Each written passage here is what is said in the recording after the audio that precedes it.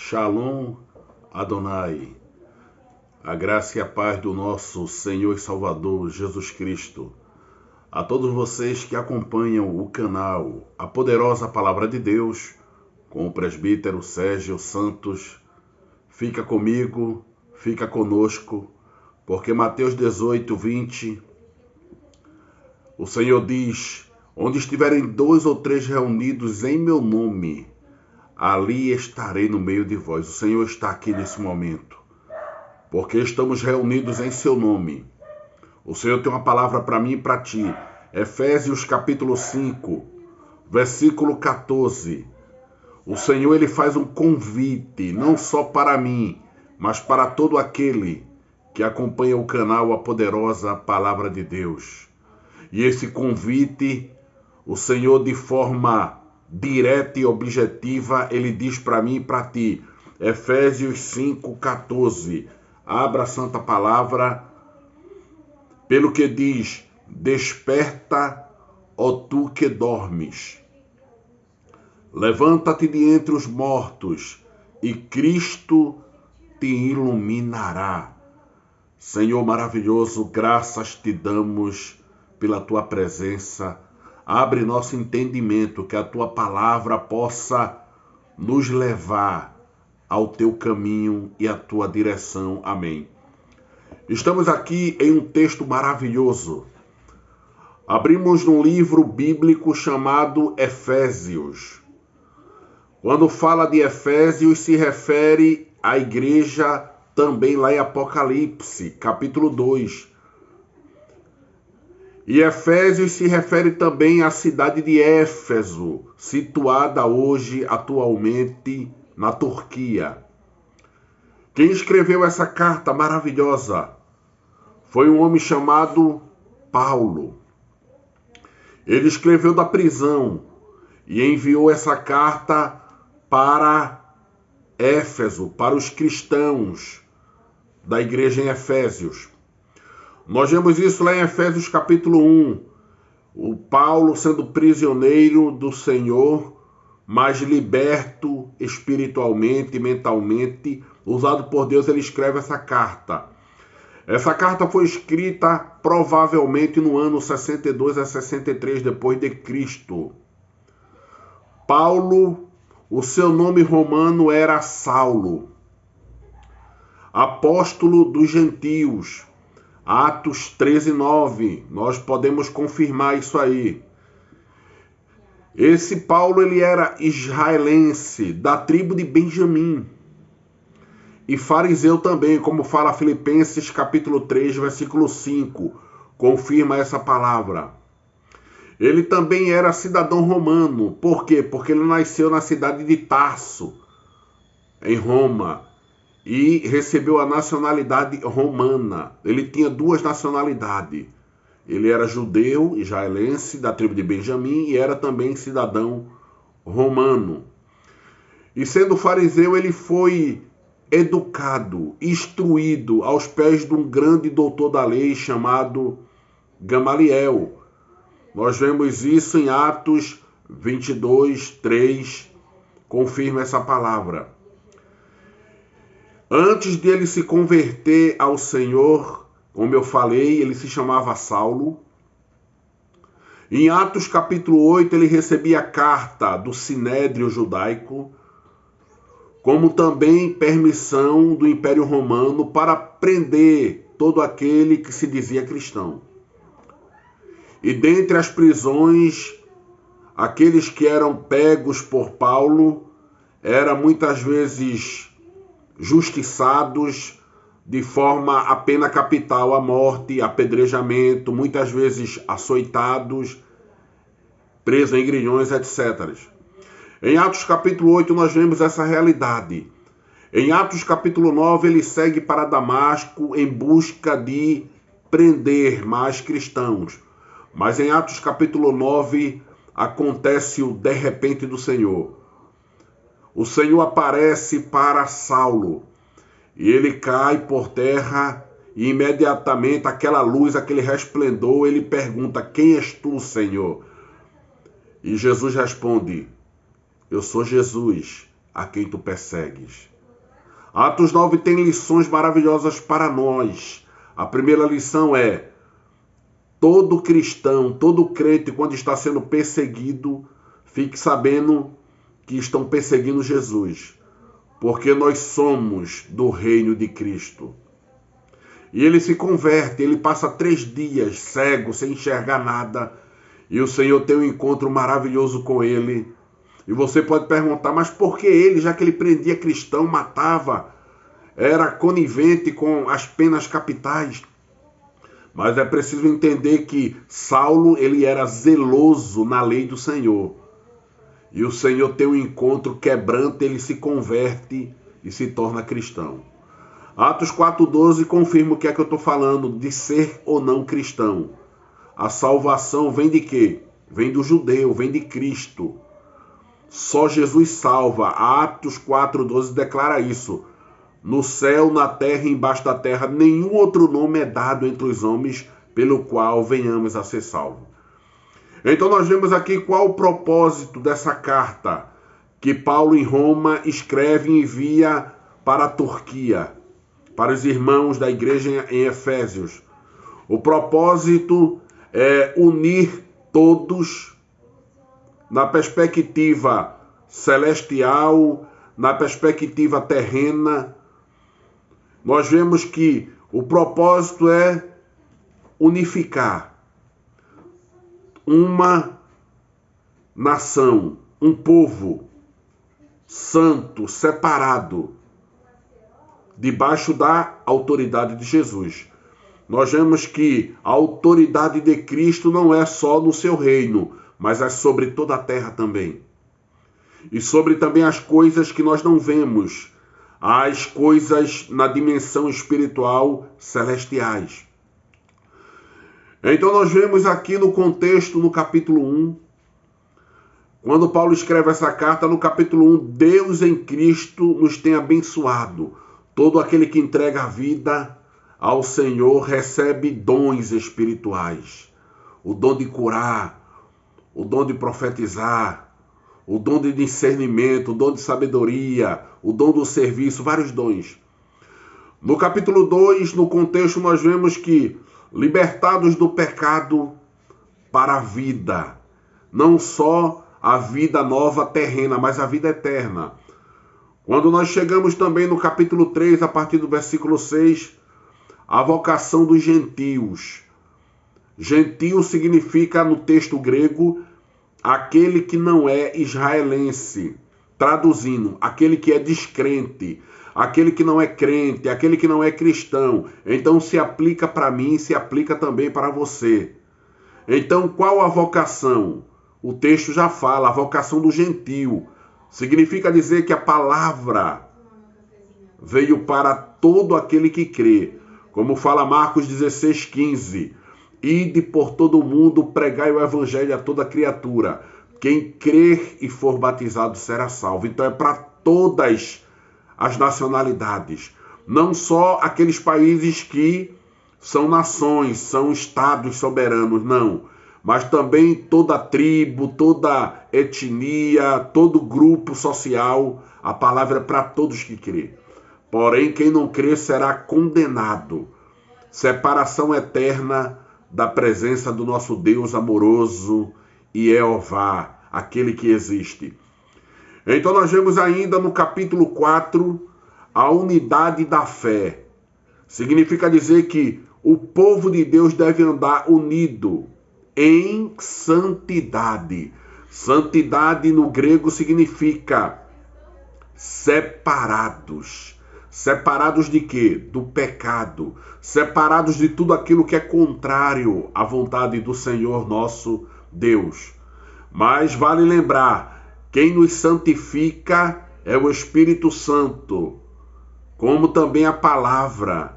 Fala lá em João 17,17, Jesus ele declarou essa verdade. Pai, santifica-os na verdade. A tua palavra é a verdade. João 14, a partir do 6, Jesus diz, eu sou o caminho, a verdade e a vida. Jesus, ele nos santifica. E nós vamos agora para o texto. Quando abrimos agora Efésios 5, nós lemos o versículo-chave que o Senhor está falando comigo e contigo agora. Desperta, ó tu que dormes. Levanta-te de entre os mortos e Jesus Cristo te iluminará. Aí você pergunta, por que a palavra do Senhor está mandando eu despertar? Eu já quero te adiantar que o despertar não é do cochilo na rede. O despertar não é daquele sono gostoso, agradável na cama ou no sofá, não. O despertar aqui é simbólico. O despertar aqui, podemos dizer, é de forma espiritual e nós vamos ver isso agora. Quando nós vemos o contexto, no início do capítulo 5 de Efésios, nós vemos uma ordenança. Ordenança significa ordem do Senhor. E essa ordenança, ela se qualifica como regra, se qualifica como lei. E que ordenança é essa? Se depois, abra a palavra, você pode pegar a sua Bíblia e abrir a palavra agora. Efésios 5:1 declara, sede depois imitadores de Deus como filhos amados. Então todo aquele que é imitador de Deus, ele não fala mal de ninguém, ele não murmura, não vive reclamando. Por quê? Porque é imitador de Deus.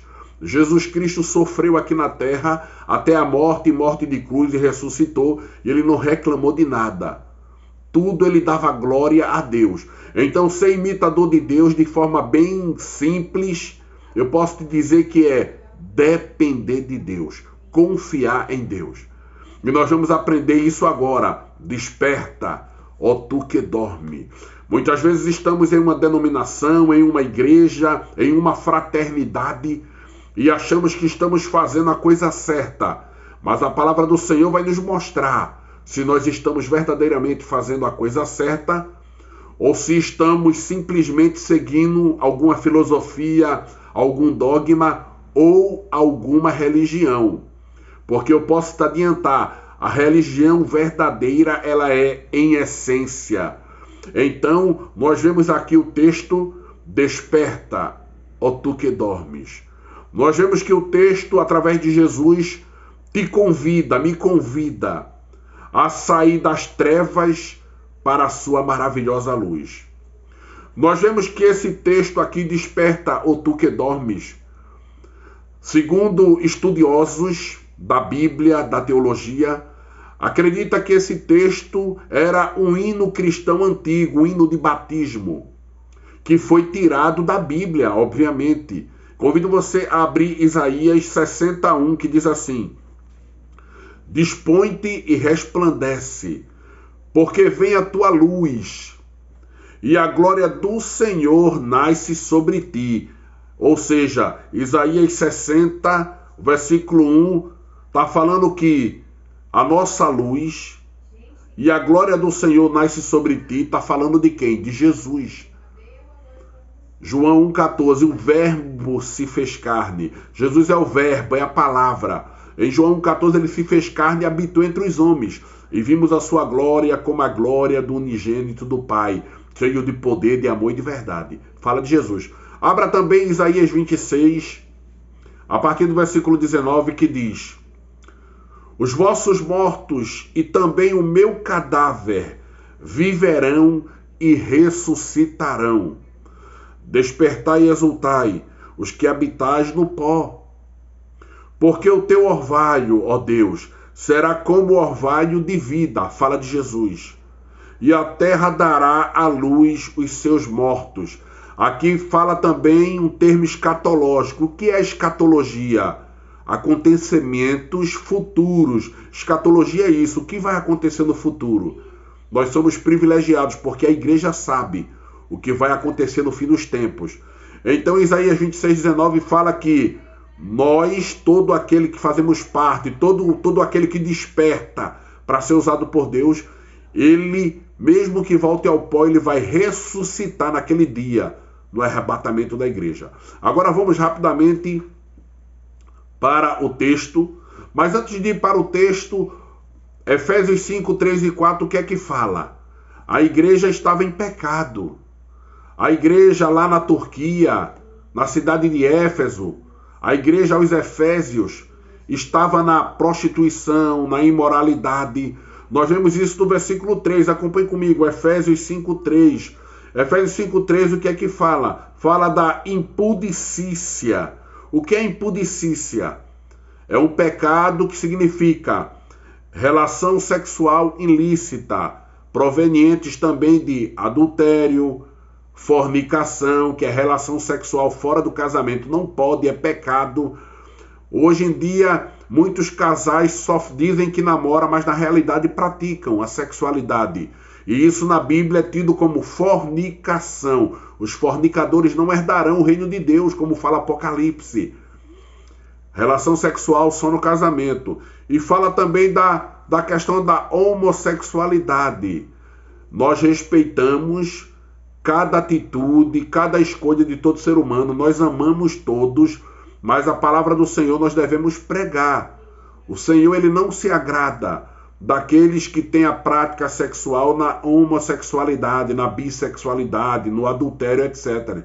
Homossexualidade, nós estamos falando não só de homem com homem, os gays, ou de mulher com mulher, as lésbicas, não. Estamos também falando também até dos héteros, quando comete torpezas, relações sexuais que não é conveniente, como a Bíblia orienta, se comportando como animais.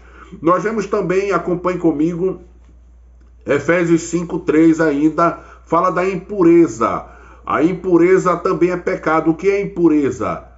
Impureza é sentido moral no texto. O que é sentido moral? Ou seja, pensamentos imorais, pensamentos pecaminosos.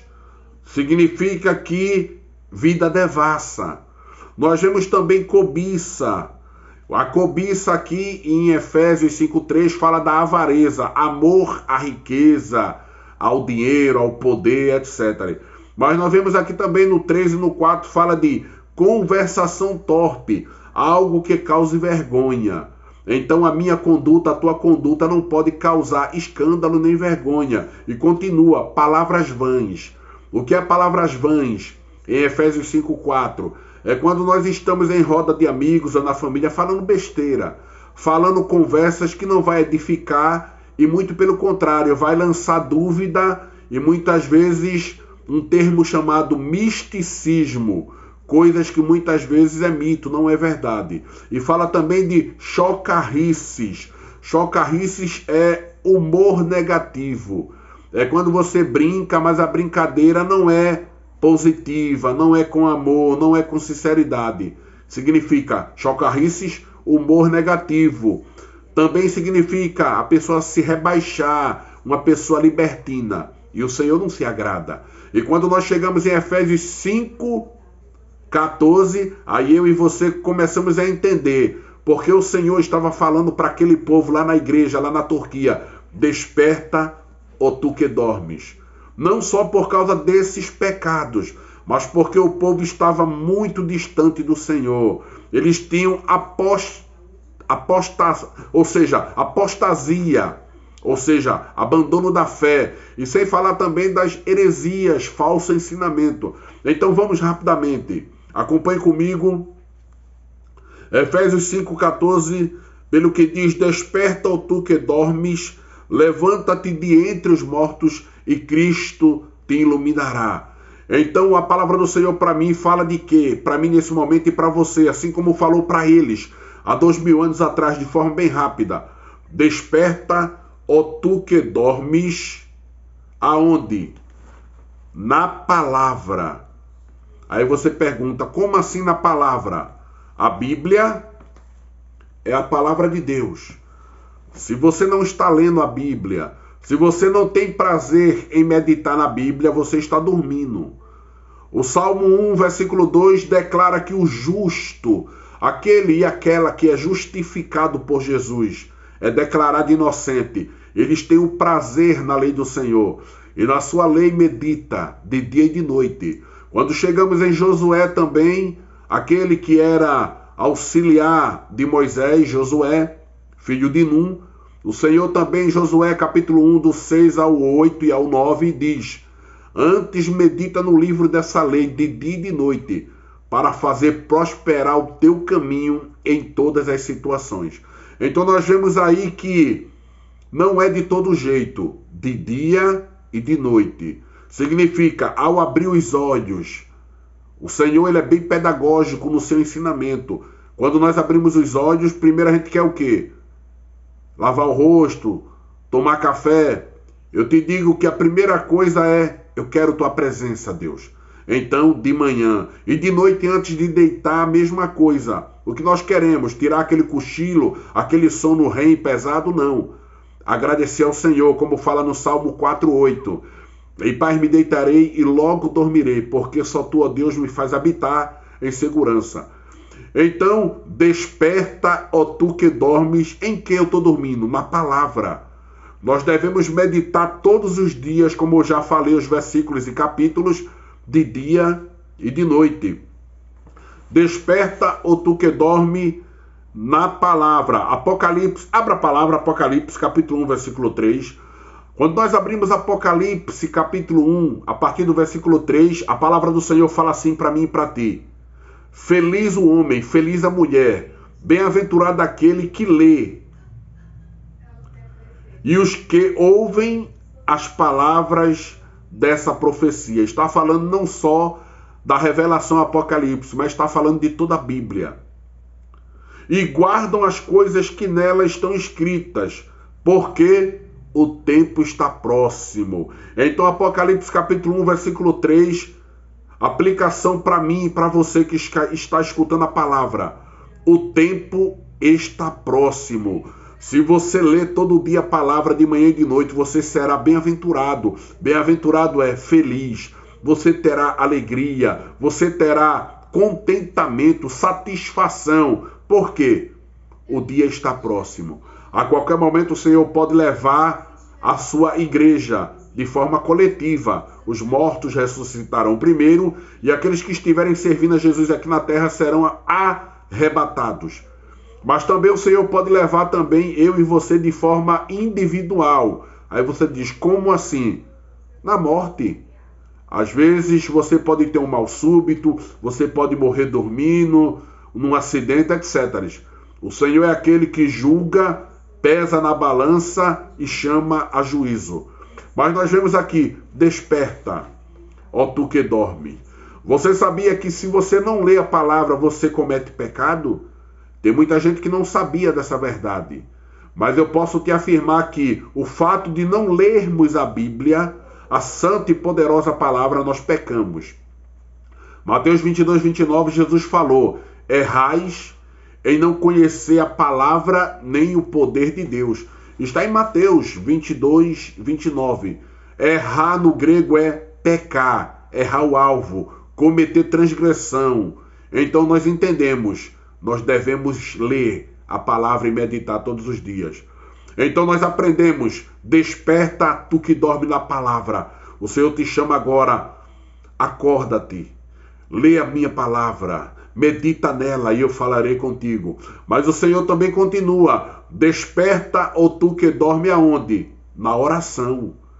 Nós sabemos que a oração é comunicação, é diálogo. E em toda comunicação existe uma coisa chamada comunhão, que é intimidade.